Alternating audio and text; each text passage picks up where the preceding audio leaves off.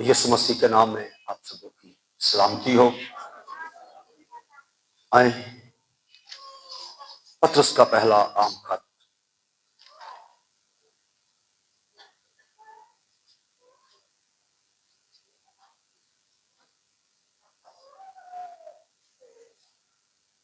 तीसरा बाब,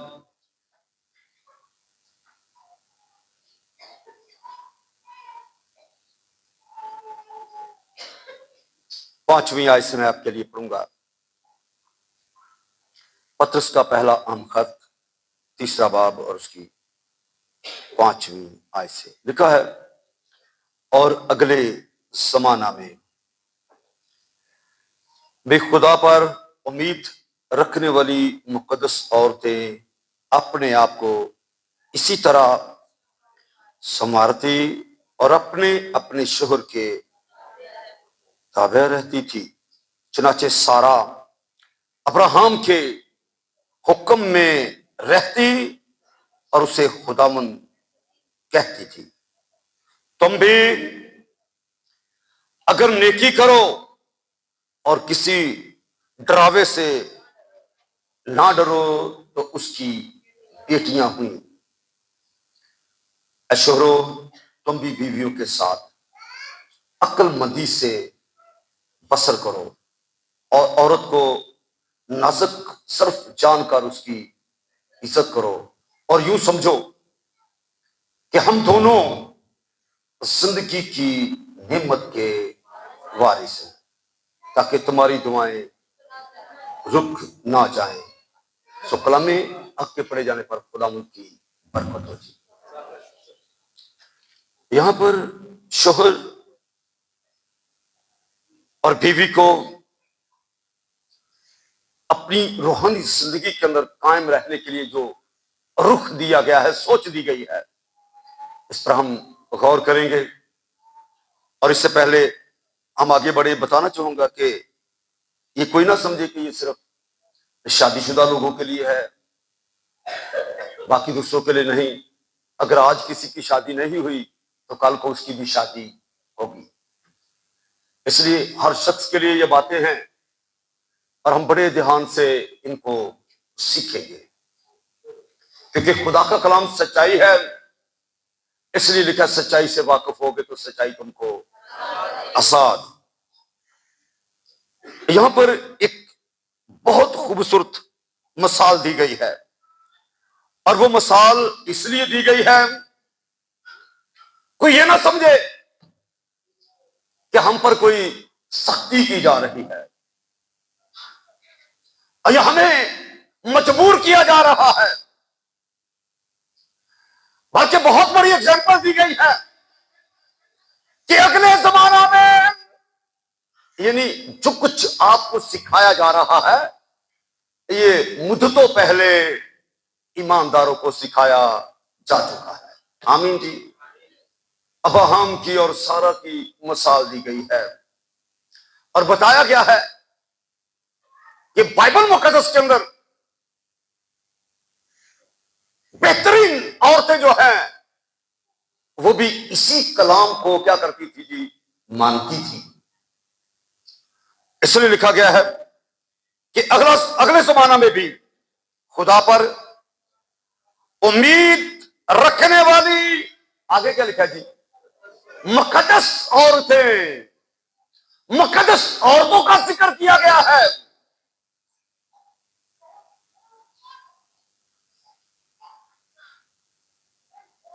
अपने आप को क्या करती थी, इसी तरह संवारती थी और अपने अपने शोहर के ताबे रहती थी।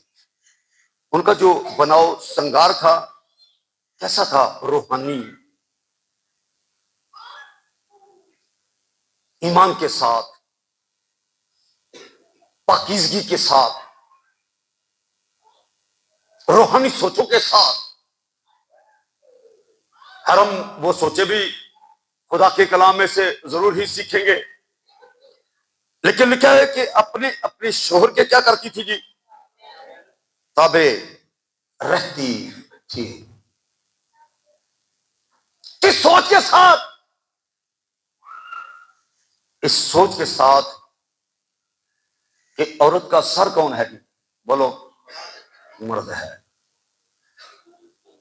इस सोच के साथ अपने अपने शोहर के क्या करती थी जी, ताबे में।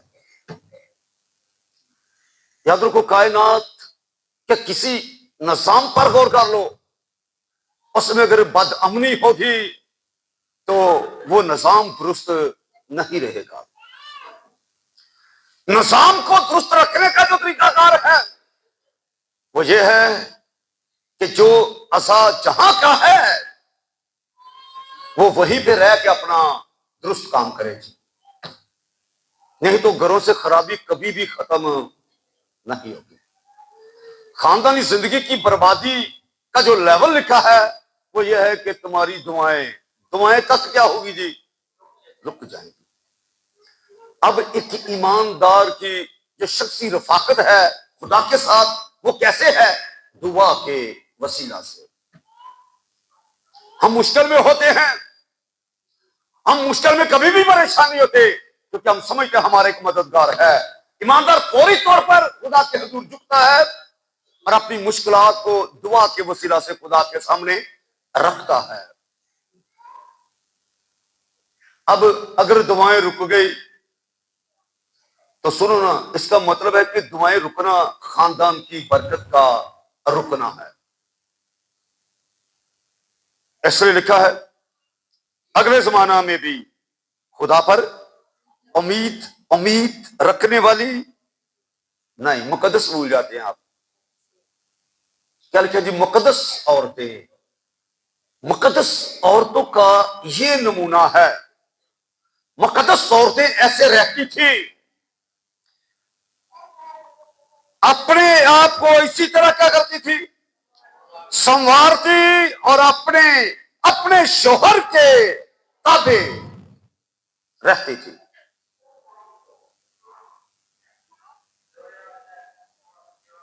चनाचे सारा अब्राहम के क्या करती थी जी, हुक्म ताबेदारी किया, हुक्म में रहना, हुक्म में रहती थी और उसे क्या कहती थी जी, खुदामुन।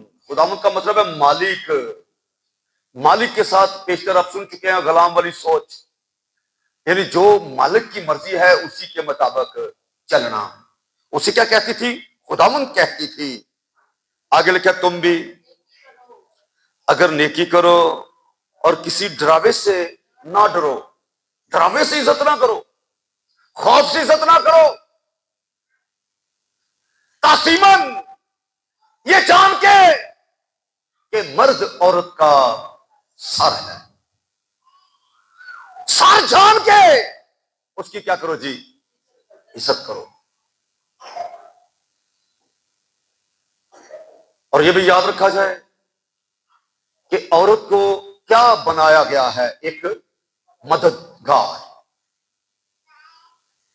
खुदा की शुरू में जो फिक्र है वो क्या लिखा है कि आदम का अकेला रहना अच्छा नहीं, मैं एक मददगार इसके लिए बनाऊंगा, इसकी मां नदी इसके लिए बनाऊंगा। मर्द औरत के लिए नहीं बल्कि औरत मर्द के लिए बनाई गई है। जिसकी बातों को गलत समझ आ गई है, और ये मददगार के तौर पर है। अच्छी मददगार वो है जो अपने आप को अपने शोहर के क्या करती है जी, ताबे रहती है और उसके हुक्म में रहती है और उसे खुदामुन जानती है। डरावे से नहीं, ताजीमन। और आगे लिखा है तुम भी अगर नेकी करो, बदी नहीं लिखा, क्या लिखा जी, नेकी करो और किसी डरावे से ना डरो तो उसकी पीठियां हुई। जिस तरह सारा अब्राहम के हुक्म में रहती थी, उसकी इज्जत करती थी, उसे खुदावन कहती थी, अगर तुम भी किसी डरावे से ना डरो और नेकी करो तो तुम भी उसकी पीठियां हुई। सातवीं, शोहरों तुम भी बीवियों के साथ आगे क्या लिखा जी, अक्लमंदी से असर करो। और औरत को नाजुक सिर्फ जानकर उसकी क्या करो जी, इज्जत करो। और यूं समझो कि हम दोनों जिंदगी की नेमत के वारिस। शोहर को हदायत, और वो हदायत क्या है कि तुम भी बीवियों के साथ क्या करो जी, अक्लमंदी से, बात बात पर नोक टोक, ठीक रवैया नहीं,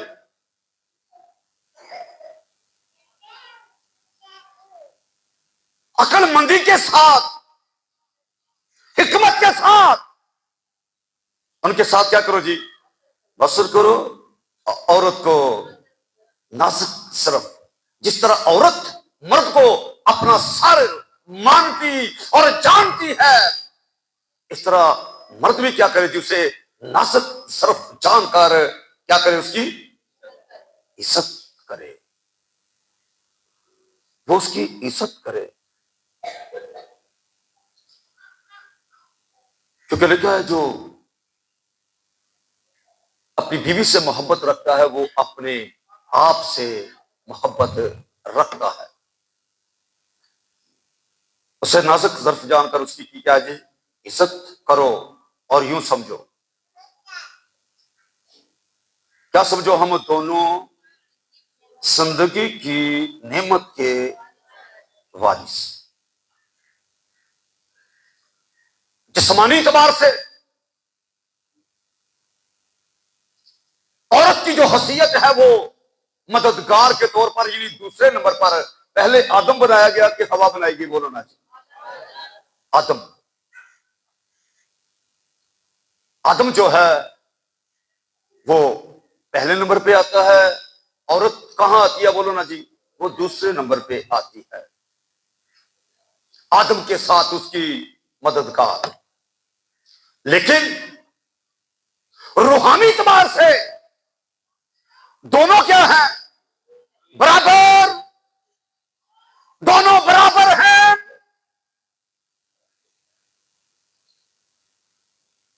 इसलिए यूं समझो कि हम दोनों जिंदगी की नेमत के वारिस हैं, यानी रूहानी एतबार से हम दोनों क्या हैं जी, बराबर हैं।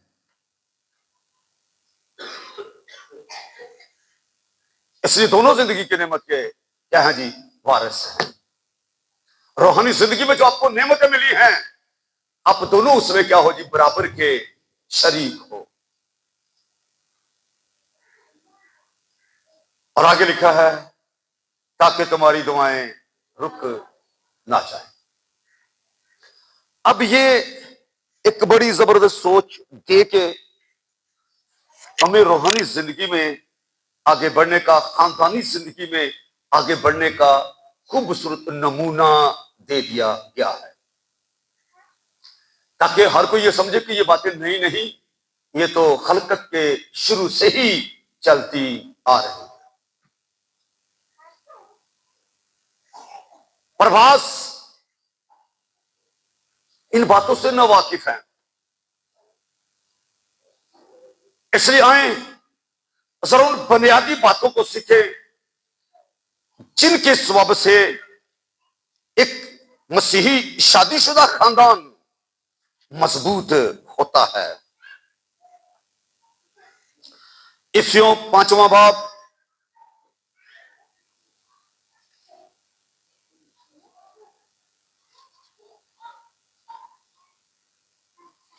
22वीं आयत लिखा है, ए बीवियों अपने शोहरों की क्या लिखा जी, ऐसी ताबे रहो जैसे खुदाम की। सारा इसलिए उसे खुदाम कहती थी क्योंकि लिखा है ऐसी ताबे रहो जैसे खुदामंद की, क्योंकि शोहर बीवी का सर है जैसे कि मसीह कलीसिया का सर है, और वो खुद बदन का बचाने वाला है। लेकिन जैसे कलीसिया मसीह के ताबे है, वैसे ही बीवियां भी, आगे क्या लिखा जी, हर बात में अपने शोहरों के ताबे रहें, ताबे हूं। और आगे लिखा, शोहरों अपनी बीवियों से मोहब्बत रखो जैसे मसीह ने भी कलीसिया से मोहब्बत करके अपने आप को उसके वास्ते मौत के हवाला कर दिया। अब यहां पर शोहर और बीवी की एक अलग अलग जिम्मेदारी लगा दी गई है। मैंने शुरू में बताया, जहां बेतरतीबी होती है वहां पर खराबी के सिवा और कुछ भी नहीं होता। जब बाइबल तरतीब सिखाती है, एक तरीका कारिक रुख दे रही है, रूहानी सोच दे रही है, तो फिर हमें उसी सोच को लेके आगे बढ़ना चाहिए ताकि हमारी दुआएं रुक ना जाए। सबसे पहले लिखा है, बीवियों अपने शोहरों की क्या करो जी, ऐसी ताबे रहो जैसे, किसकी लिखा है जी, खुदावंद की। जैसे मसीह की हर बात कलीसिया के लिए जरूरी है, वैसे ही शोहर की हर बात बीवी के लिए मानना जरूरी है।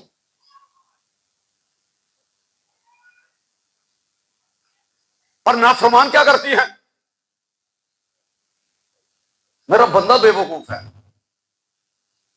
दाना नहीं है, तो क्या मैं उसकी मानूं, हर बात उसकी मानूं? ये मैं वो बातें कर रहा हूं, एक दफा नहीं कई लोगों से सुन चुका हूं और बेशुमार लोगों को यह जवाब दे चुका हूं कि जहां पर खुदा बीवी को हुक्म दे रहा है, शोहर के लिए भी हुक्म है। इसलिए जरूरी है कि अगर शोहर खुदा के हुक्म की पासदारी कर रहा है तो फिर बीवी भी क्या करे जी, उसी तरह से खुदा के कलाम को सच्चा माने। लेकिन झगड़े का बहाना बनाने वाली इस बात को नहीं समझती। बताना चाहता हूं, कलाम के अलावा अगर कोई औरत अपने मर्द को सही राह पर लाना चाहती है तो फिर वो औरत का पकीजा चाल चलन है। याद रखो मेरी बात को। अगर कोई शख्स बिगड़ा हुआ है, कोई मर्द बिगड़ा हुआ है, तो फिर इसका मतलब है कि उसकी बीवी का जो चाल चलन है वो दुरुस्त नहीं है। पतरस के खत में से निकाले, फिर वापस आते हैं, जरा सुने इन बातों को गौर से। पहला पतरस तीसरा बाब पहली आयत,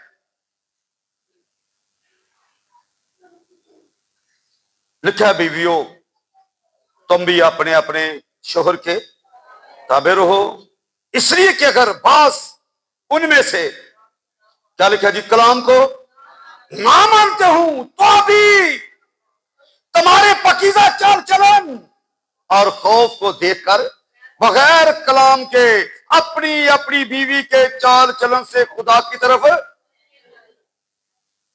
खिंच जाएंगे।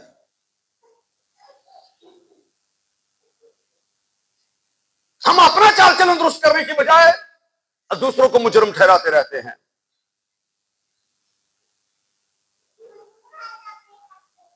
किताब मुकद्दस की हर बात जरूरी है, हिकमत से भरी है।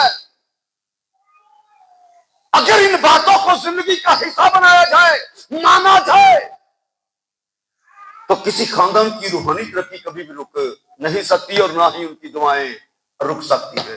रूहानी तरक्की, बरकत और खुशी, दुआएं अगर रुकी हुई हैं तो इसका मतलब है कि वो खानदान खुदा के कलाम के मुताबिक शोहर और बीवी हैं तो मसीही, लेकिन मसीह के कलाम को अमल में लाया नहीं जा रहा।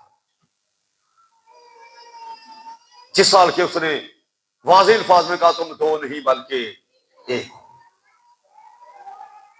इसलिए जरूरी है कि अगर शोहर का रवैया ठीक नहीं, कलाम को नहीं मानता, तो भी उसकी बीवी अगर पकीजा चाल चलन में चल रही है तो वो बगैर कलाम के ही अपनी बीवी के पाक चाल चलन की वजह से खुदा के कलाम की तरफ क्या आ जाएगी, खिंच जाएगा। दुरुस्त राह पर आ जाएगा। और ये एक तरीकाकार है जो किताब मुकद्दस ने ईमानदारों को सिखाया है, मसीही औरत और मसीही मर्द को सिखाया है। और इसीलिए यहां पर लिखा है, और तुम्हारा श्रृंगार साहरी ना ना हो, यानी सर गूंदना और सोने के जेवर और तरह तरह के कपड़े पहनना, बल्कि तुम्हारी बातनी और पोशीदा इंसानियत, हिलम और मिजाज की गुर्बत की गैरफानी आराइश से क्या हो जी, रास्ता रहे, क्योंकि खुदा के नजदीक इसकी बड़ी कदर है। तुम्हारा श्रृंगार जिस्मानी नहीं, नुमाइश के लिए नहीं, बल्कि तुम्हारा श्रृंगार बातनी। बातनी श्रृंगार कैसा? यानी आपका चाल चलन पाकीज़ा हो, आप खुदा पर उम्मीद रखने वाली मुकद्दस औरतों में शुमार की जाएंगे। आप ईमान की हालत में आगे बढ़े कि खुदा सब कुछ दुरुस्त करने की कुदरत रखता है। जाहिरी नहीं लिखा, तुम्हारी बातनी और पशीदा इंसानियत कैसी होगी, हिलम और मिजाज की गुर्बत की गैरफानी और राय से आरास्ता रहे। हिलम मजाज, हलीम होना औरत की खूबसूरती है, ये उसका श्रृंगार है। ईमान पर चले, उसका चाल चलन पाक हो, ये उसकी हकीकी खूबसूरती है जो कभी भी खत्म नहीं होगी। और वैसे भी लिखा, खुदा के नजदीक इसकी बड़ी कदर है। आमीन। आप खुदा पर ईमान रखने वाले, खुदा की नजर में अपनी कदर को बनाओ।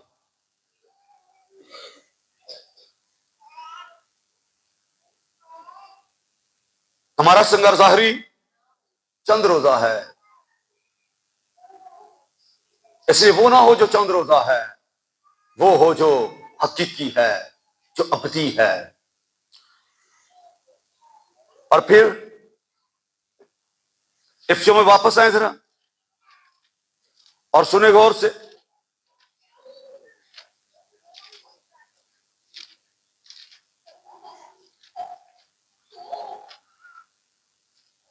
औरत को ताबेदारी यानी ताबे रहने का दर्श दिया गया है।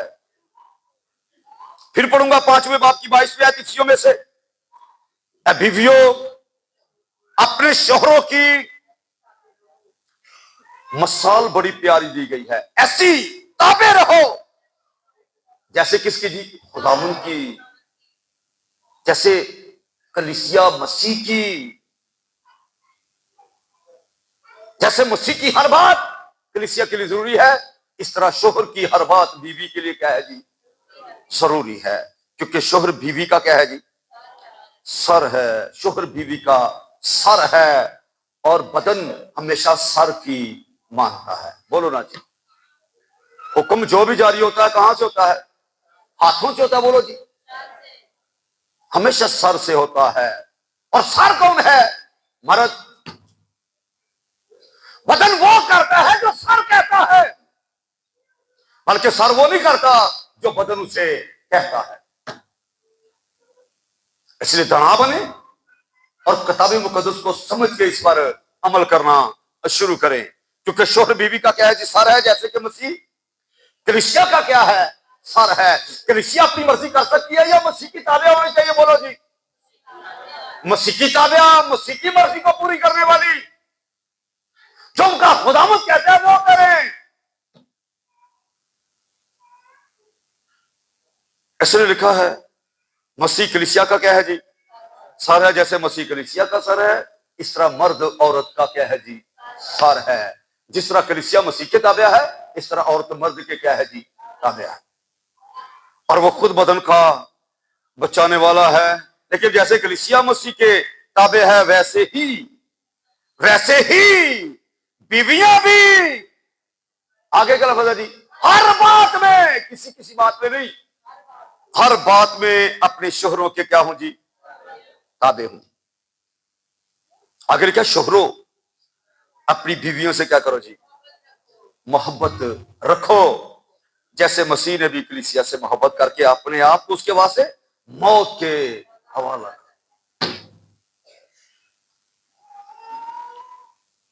शोहरों को कहा गया वो बीवियों से क्या करें जी, मोहब्बत रखे। जैसा मैंने पहले कहा कि जो अपनी बीवी से मोहब्बत रखता है वो अपने आप से क्या करता है जी, मोहब्बत रखता है। शोहर की ड्यूटी क्या, जिम्मेदारी क्या है, मोहब्बत करना। औरत की ड्यूटी क्या है, बोलो ना जी, ताबे रहना। वो ताबेदारी करे, शोहर मोहब्बत करे, घर का निजाम कभी खराब नहीं होगा, दुआएं कभी भी नहीं रुकेंगी, बरकत आपकी कभी नहीं रुकेगी, खुशी आपके घर का हिस्सा होगी और आपका खानदान जहां पर बाकी कामों में तरक्की करेगा, रूहानी तवार से भी एक मसीही खानदान तरक्की करता जाएगा।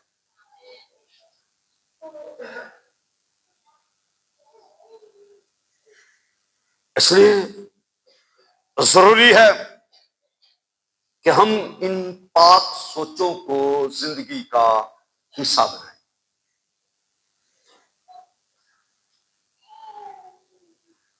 आज वो लोग थोड़े परेशान होंगे जो अपनी बीवी को साथ लेके नहीं आए, और वो भी थोड़े परेशान होंगे जो बीवियां अपने शोहर को साथ लेके नहीं आई। याद रखो, खुदा का घर जहां पर लोग तरबियत पजीर होते हैं, इसलिए खुदा वक्त पर अपने कलाम को क्या करता है जी, नाजिल करता है। इसलिए जरूरी है कि हम खुदा की आवाज को सुनने के लिए हर वक्त अपने आप को तैयार रखें। आगे सुने जरा, शोहर की जो मोहब्बत है उसका बहुत बड़ा सबूत, जितनी मोहब्बत शोहर के अंदर है बीवी के अंदर नहीं। अब आप हैरान होंगे कि ये किस तरह की बात है, ये खुदा के कलाम की बात है। अभी मैं जो बातें करूंगा मैं उनके हवाले आपको दूंगा जी। मैंने क्या बताया, जितनी मोहब्बत शोहर के अंदर है, अगर शोहर के अंदर मोहब्बत ना होती तो खुदा कभी भी उसकी ये जिम्मेदारी ना लगाता। शोहर को मोहब्बत की जिम्मेदारी और बीवी को ताबे रहने की, ये दोनों की जिम्मेदारी है।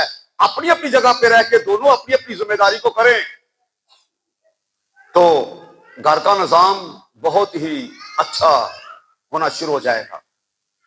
अब जब आदम के पास खुदा हवा को लेके आया तो आदम नबुव्वती तौर पर बोल के क्या कहता है, जरा देखिए पैदाइश की किताब मेरे साथ।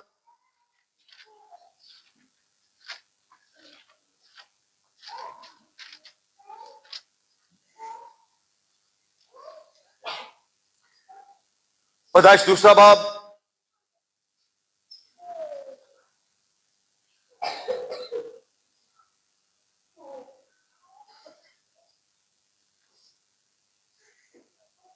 चौबीसवीं आयत क्या लिखा है, इस वास्ते मर्द अपने मां बाप को क्या करेगा जी, छोड़ेगा और अपनी बीवी से मिला रहेगा, वो एक तन।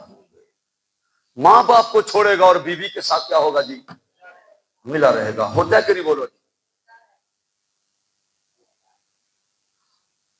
और ऊपर लिखा है, उसकी खुशी की इंतहा नहीं जब उसने हवा को देखा। और 22वें आयत में लिखा, खुदा उस पसली से जो उसने आदम में से निकाली थी एक औरत बनाकर उसे आदम के पास लाया। और आदम ने कहा, ये तो अब मेरी हड्डियों में से हड्डी और मेरे गोश्त में से, इसलिए वो नारी कहलाएगी, क्योंकि क्या लिखा जी, नर से निकाली गई, नर से निकाली गई है, उसकी हड्डी उसका गोश्त है। उसके बावजूद उसे नादान कहती है, उसी को बेवकूफ कहती है। उसी की हड्डी में से निकली है, उसी का गोश्त है। आदम उसे देख के खुश हुआ कि ये अब मेरी हड्डियों में से हड्डी और मेरे गोश्त में से गोश्त है। लिखा है इसलिए वो क्या होगी, नारी कहलाएगी। यही मैंने कहा कि औरत की सानवी हैसियत है, ये दूसरे नंबर पे आती है, लेकिन मर्द क्या है, वो अव्वल है, नर है, अव्वल है। उसके बारे में लिखा नारी कहलाएगी। इस वास्ते मर्द अपने मां बाप को छोड़ेगा और बीवी से मिला रहेगा, क्योंकि वो उसका गोश्त और उसकी हड्डी है। इसलिए लिखा जो अपनी बीवी से मोहब्बत रखता है वो अपने आप से मोहब्बत रखता है, क्योंकि बीवी कोई दूसरा बदन नहीं, कोई और हड्डी नहीं, उसी की हड्डी और उसी का गोश्त।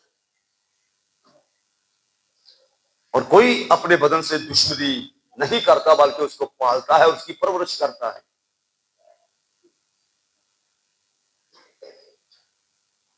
इसलिए खुदा ने मर्द की जिम्मेदारी क्या लगाई है जी, तू मोहब्बत करेगा।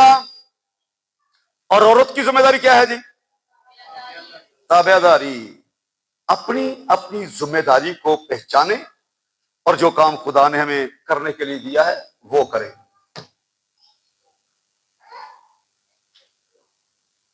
इस तरह से घर का निजाम क्या होगा जी, बेहतर रहेगा। 26वीं आयत बढ़ के 25वीं से पढ़ देता हूं। ऐ शोहरो अपनी बीवियों से क्या करो जी, मोहब्बत रखो, जैसे मसीह ने भी कलीसिया से मोहब्बत करके अपने आप को उसके वास्ते मौत के हवाला कर दिया। और यीशु मसीह ने कुछ भी पीछे नहीं रखा, उसने कलीसिया से मोहब्बत की, सब कुछ कलीसिया को दे दिया, यानी अपने आप को मौत के हवाला कर दिया। इसलिए मर्दों को भी चाहिए, मसीही मर्द को चाहिए कि वो क्या करे, औरत से कुछ छुपाए नहीं, बल्कि उसकी जरूरतों को क्या करे जी, पूरा करे। मसीह ने सब कुछ कलीसिया को दे दिया है, इसलिए जो कुछ मर्द का वो सब कुछ औरत का है, और जो कुछ औरत का है वो सब कुछ मर्द का है। आगे वजह ताकि उसको कलाम के साथ पानी से गुसल देकर और साफ करके क्या करे जी, मुकद्दस बनाए, और एक ऐसी जलाल वाली कलीसिया बनाकर अपने पास क्या करे जी, हाजिर करे, जिसके बदन में दाग या जुरी या कोई ऐसी चीज ना हो, बल्कि पाक और बेऐब हो, पाक और बेऐब हो।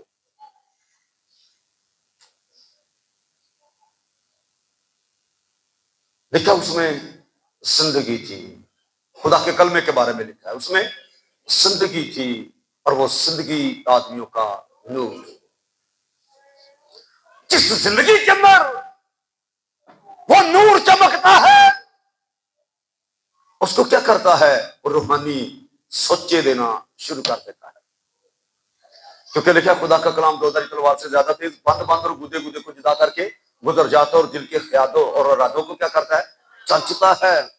जब वो कामल कलमा हमारी जिंदगी में आता है तो लिखा जब कामल आता है तो नाकस भाग जाता है। वो नाकस कलमा जिसको हमने अदन में कबूल किया था, जिंदगी से काट काट के जुदा कर देता है, और उस नाकस कलमे की जगह असल कलमा, वो कलमा जो नूर है, जिसमें जिंदगी है, और वो जिंदगी आदमी का क्या है जी, नूर है। यानी वो नूर जिंदगी में आता है तो उसे क्या करता है, रूहानी सोचे, कलाम की सोचे अता करता है।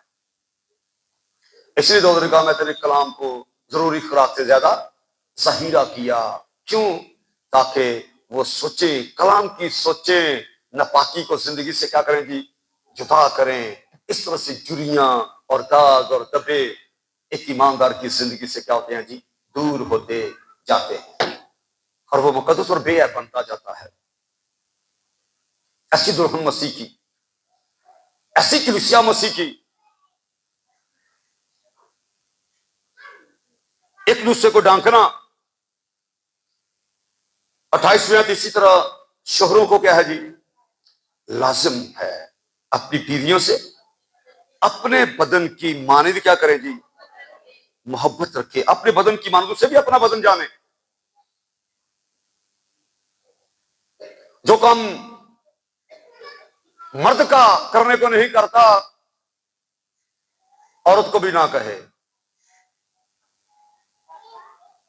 आप समझे नहीं? रात को उठ के बंदा खुद पानी पीना पसंद करता है, बोलो जरा, किसको कहता है? बीवी को। खुद की उठ के पीता। सिर्फ से ताबेदारी करने के लिए कहा गया है, और इसका मतलब यह नहीं कि अगर वो ताबेया है तो फिर उसे अपने बदन की मानद मोहब्बत ना की जाए। याद रखो मेरी बात को, उसे अपने बदन की मानद मोहब्बत रखो। अगर तुम्हारा दिल नहीं कर रहा उठने को तो फिर उसका भी दिल, बोलो ना जी, तो ज्यादा बेहतर क्या है? आप ही फैसला करेंगे। ज्यादा बेहतर यह है कि उसको उठाने की बजाय खुद ही उठ के पी लो और अपने बदन से अपनी मानद मोहब्बत रखो। ये मैंने मिसाल के तौर पर कहा है, बाकी चीजों को भी आप साथ ही समझे जो इसकी मानद हैं। जो अपनी बीवी से मोहब्बत रखता है वो अपने आप से क्या करता है जी? मोहब्बत रखता है। क्योंकि कभी किसी ने अपने जिस्म से दुश्मनी नहीं की, बल्कि उसको पालता और परवरिश करता है, जैसे मसीह कलीसिया को, इसलिए कि हम उसके बदन के उज़्व हैं। इस वजह से आदमी क्या लिखा जी? बाप से और मां से जुदा होकर अपनी बीवी के साथ रहेगा और वो दोनों एक जिस्म होंगे। ये भेद तो बहुत बड़ा है, लेकिन मैं मसीह और कलीसिया की बाबत कहता हूं।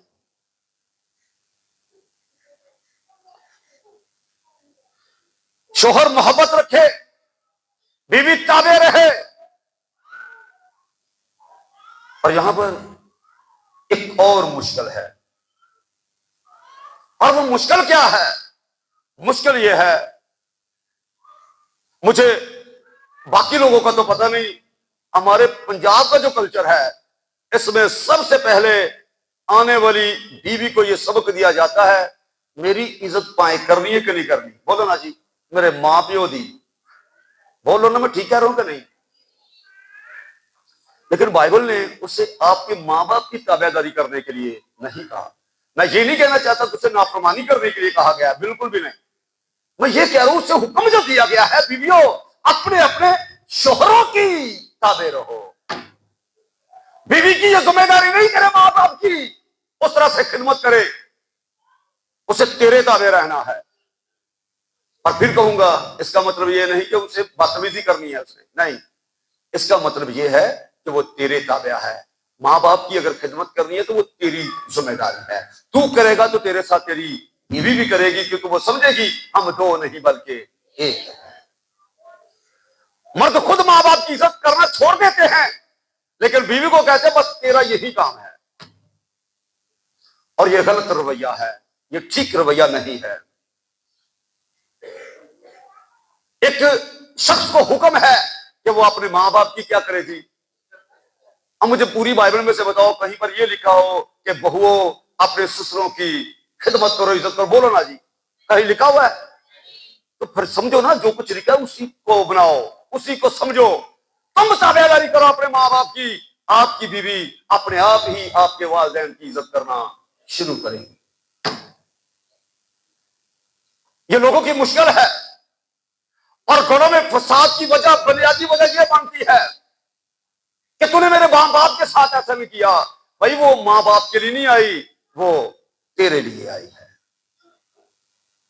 और यहूदियों में यह दस्तूर है, उनके घरों में यह फसाद नहीं होता कि तूने मेरे मां बाप के साथ ऐसा नहीं किया, तूने ऐसा नहीं किया। क्यों? क्योंकि शादी होते ही, बल्कि मंगनी जब होती है तो उस लड़के को मौका दिया जाता है 1 साल का कि जा जाके अपना अलग से घर बना।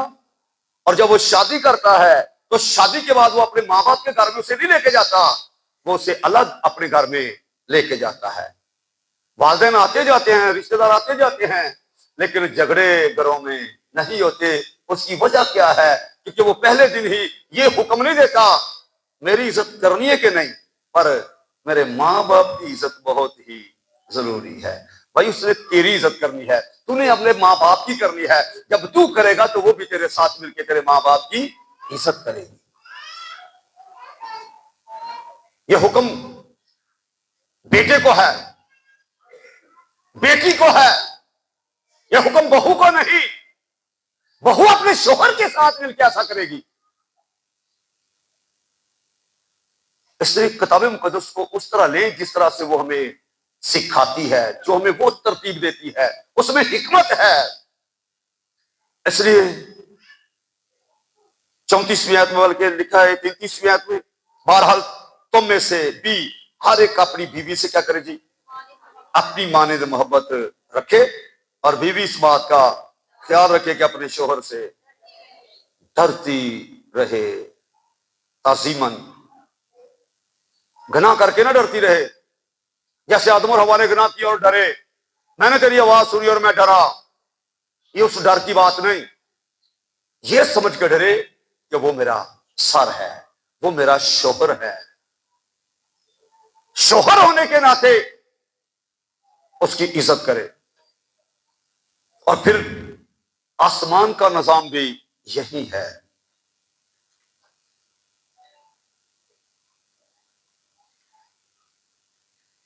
मैंने कहा अगले जमाने का जिक्र किया, वह अगले जमाने की मुकद्दस औरतें ऐसा ही करती थी, और सिर्फ जमीनी निजाम ही नहीं, ये आसमानी निजाम भी यही है।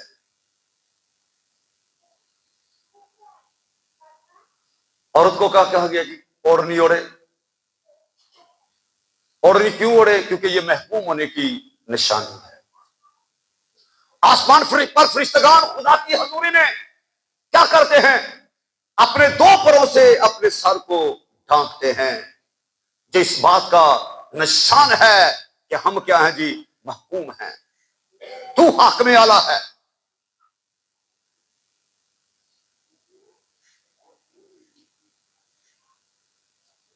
शोहर को बादशाह बना के बादशाह की बीवी बन के रहना बहुत बड़ी हिकमत की बात है।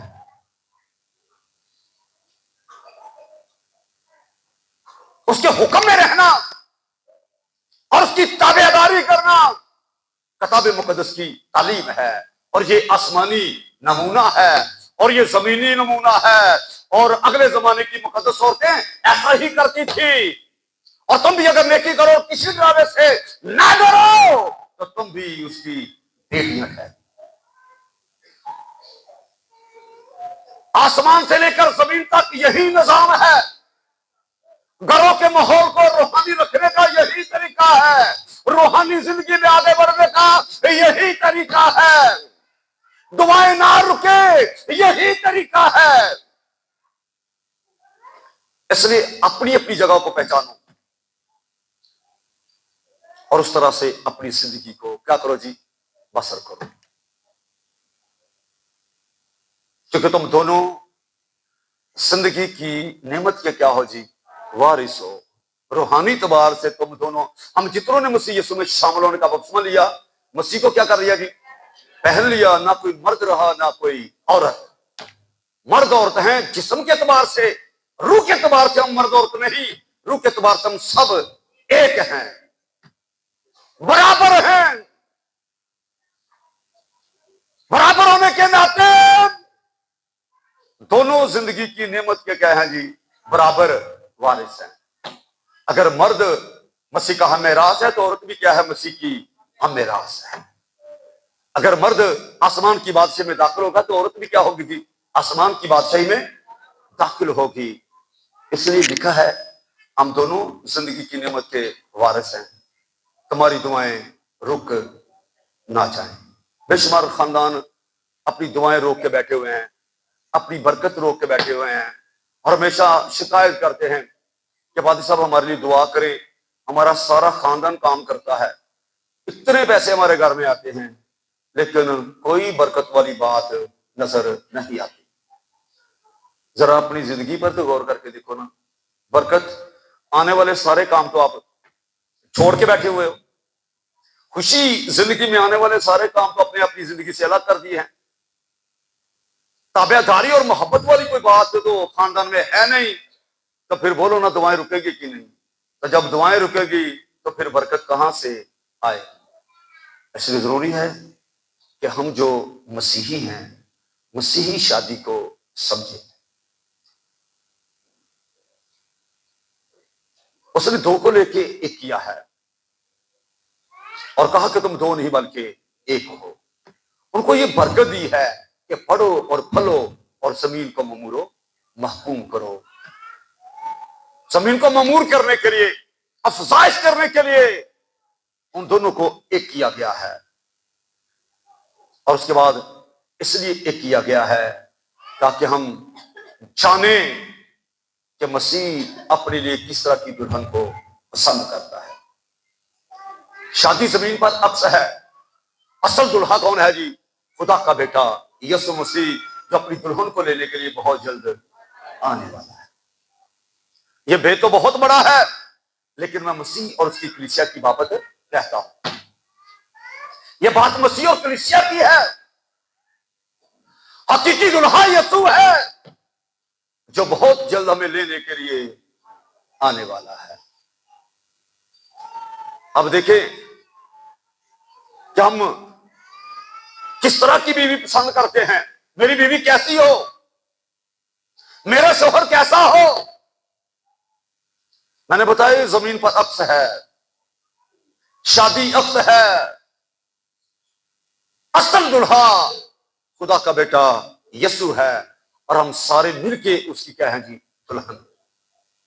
ये कभी ना भूलना, हकीकी दुल्हा यीशु है। अब जरा गौर करेंगे कि वो दुल्हा किस तरह की दुल्हन अपने लिए पसंद करता है।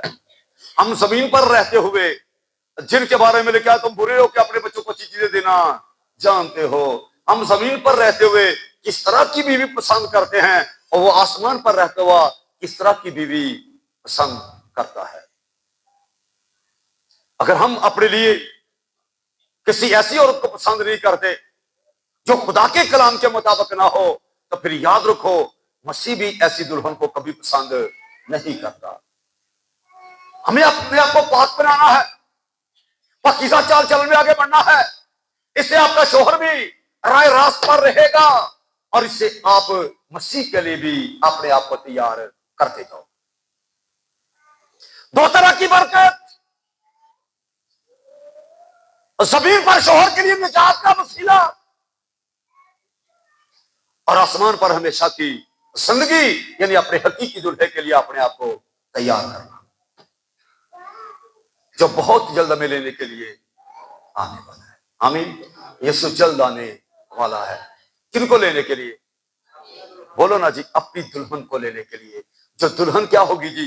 तैयार होगी उनको अपने साथ ले जाने के लिए। अब मैं आखिरी बात करूंगा, सुने गौर से।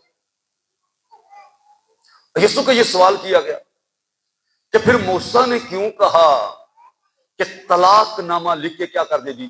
छोड़ दो। यीशु मसीह ने कहा वो तुम्हारी सख्त दिली के सबब से, वरना खलकत के शुरू में ऐसा बिल्कुल भी नहीं था। बताओ ना, जब खुदा ने आदम और हवा को बनाया, दो को एक बनाया, उनको क्या बताया? आदम ने क्या इजहार किया? ये मेरी हड्डियों में से हड्डी और मेरे गोश्त में से गोश्त है, इसलिए लिखा वो नारी कहलाएगी। तो अपने बदन को कोई अपने से कैसे जुदा कर सकता है?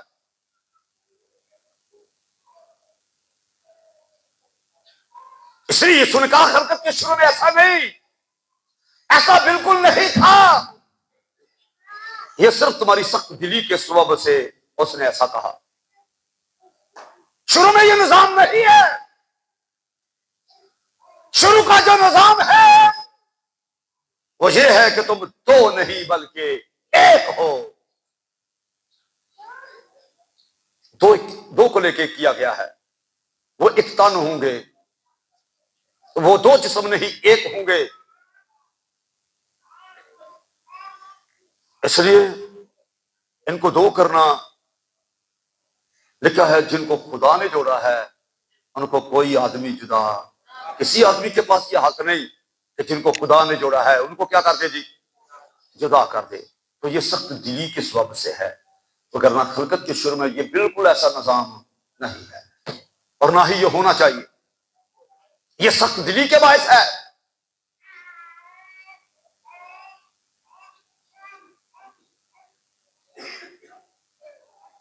इसलिए वापस आए पतरस के खत में और सुने जरा गौर से।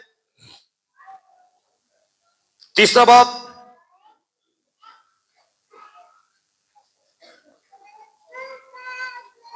अभी भी हो तुम भी अपने अपने शोहर के ताबे रहो, इसलिए कि अगर बास उसमें से कलाम को ना मानते हो तो भी तुम्हारे पाकीज़ा चाल चलन और खौफ को देकर बगैर कलाम के अपनी अपनी बीवी के चाल चलन से खुदा की तरफ खिंच जाएंगे और तुम्हारा संगार जाहरी ना हो, यानी सर गूंदना और सोने के जेवर। ये क्यों कहा गया है सोने के जेवर? सर गूंदना इसलिए कि जब कोई सर गूंदता है या कोई सोने के जेवर पहनता है तो फिर उसकी ख्वाहिश ये भी होती है अब इनको कोई देखे भी। ऐसे सर गूंदने को कोई मकसद नहीं होता। गौर करो इन बातों पर, दिखावा करना नहीं हो। सोने के जेवर और तरह तरह के कपड़े पहनना, बल्कि तुम्हारी बातनी और पशीदा इंसानियत हिलम और मिजाज की गुर्बत की गैरफानी आराय से रास्ता रहे, क्योंकि खुदा के नजदीक इसकी बड़ी कदर है। वो काम करो जिसकी खुदा के नजदीक बड़ी कदर है। इंसान कभी किसी को गलत कभी किसी को सही। बड़ी प्यारी बात है, किसी ने सही कहा और किसी ने गलत कहा, जिसको जो समझ आई उसने वो कहा। इसलिए इंसानों की बातों को छोड़ो, खुदा के नजदीक इसकी बड़ी कदर है। आमीन। तो गलत कहे या सही कहे ये उसकी सोच है, लेकिन आप अपने आप को बातनी इतबार से संवारो, क्योंकि खुदा के नजदीक इसकी बड़ी कदर है। आओ खुदा के नजदीक कदर वाले कामों को अंजाम देना शुरू करें, ताकि आखिरत में हमेशा की जिंदगी के वारिस हों और अगले जमाना में भी खुदा पर उम्मीद रखने वाली मुकद्दस औरतें अपने आप को इसी तरह क्या करती थी, संवारती और अपने अपने शोहर के ताबे रहती थी। चनाचे सारा अब्राहम के हुक्म में रहती और उसे खुदावंद कहती थी, तुम भी अगर ऐसा करो, शोहर के ताबे रहो, उसे खुदावंद जानो। ऊपर खुदावंद है और नीचे खामंद है, तुम भी उसे खुदावंद जानो और किसी डरावे से ना डरो तो उसकी बेटियां हुई। ऐसे हो तुम भी बीवियों के साथ क्या करो जी, अक्लमंदी से, बेवकूफी से नहीं, अक्लमंदी से क्या करो जी, बसर करो और औरत को नाजुक सर्फ जानकर उसकी इज्जत करो और यूं समझो कि तुम दोनों जिंदगी की नेमत के वारिस, हमेशा की जिंदगी के वारिस, दोनों वारिस हो, ताकि तुम्हारी दुआएं रुक ना जाए। आओ दुआओं को बहाल करें, ताकि आसमानों को खुदा आपकी दुआओं को सुन के आपके लिए अजर को जारी करे, बरकत को जारी करे, खुशी को जारी करे, अपने घराने की खुशी के लिए, उनकी सलामती के लिए, रूहानी जिंदगी में तरक्की के लिए। आओ अगर घरों में ऐसा माहौल नहीं, ऐसा माहौल बनाना शुरू करें, ताकि आपके खानदान में खानदानी तौर पर, रूहानी तौर पर क्या करें जी, बरकत पाएं। खुदा कलाम के वसीला से मुझे और आपको बरकत दे।